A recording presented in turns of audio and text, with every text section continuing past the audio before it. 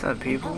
Futurama for Life here, and this is Hydrophobia, hard difficulty walkthrough, Act 2, Part 1. So, this is your first introduction to combat in this game. For each section in the game where it's necessary, they kind of give you this little tutorial on how to do certain things. For the ones that show up later on, I just kind of cut them short just because they're pretty easy to figure out as you play the game. But for you, well, you can probably go grab the stuff from this guy at any point you want to. For some reason, you have to like pick it up twice in order to have his body not glow green anymore. So like the tutorial was showing, like I could tap that barrel on the ground towards him and then blow him up. But I just didn't feel like being bothered with it.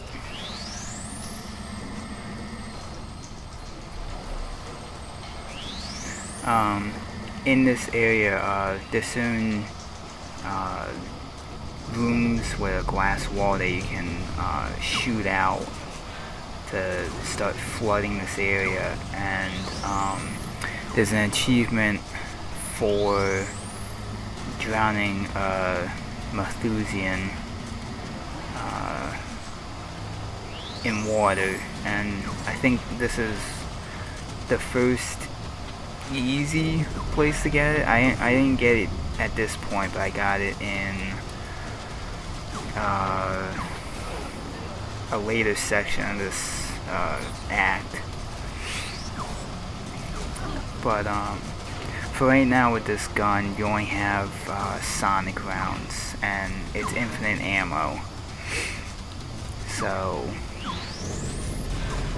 you eventually pick up other ammo types, I killed him. but at certain points it's easier to always keep the sonic rounds as your primary weapon choice.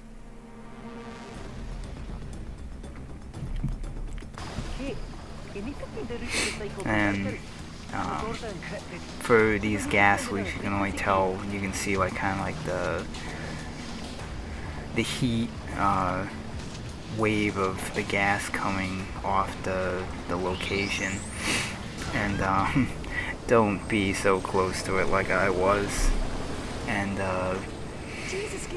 you're gonna see a little bit of an edit because I ended up getting killed by the fire that's floating from that explosion. Yeah.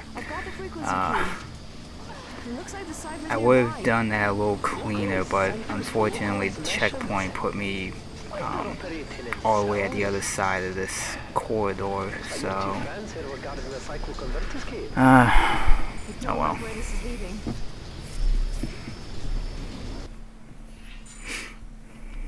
And the whole point of this is now you need to get the cipher scan, in which case you need to backtrack down into the previous area.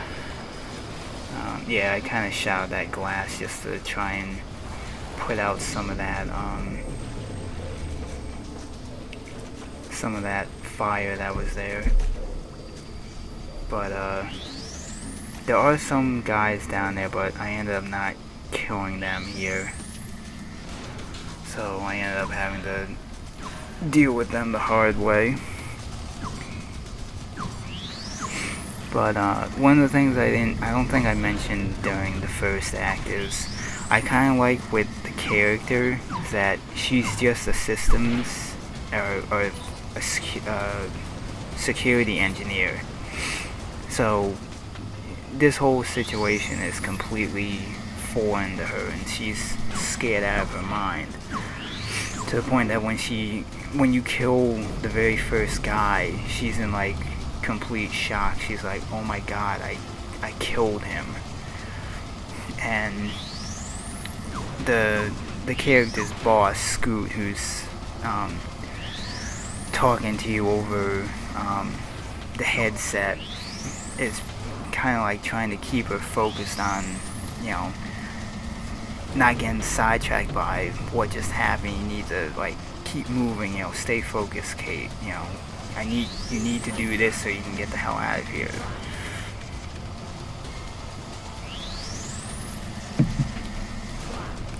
And he's also able to let her know for an area that you're going into if there's any more bad guys you need to deal with, or you need to, you know,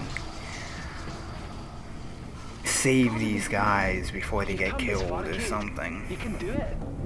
So he's kind of like your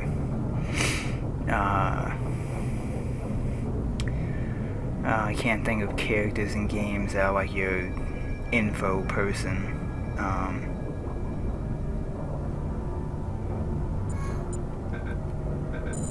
Now apparently there's a medal. I don't know if I had already gotten it, but I guess there's a medal for getting, I don't know if it's this cipher or just getting a cipher underwater without coming up for air at any point.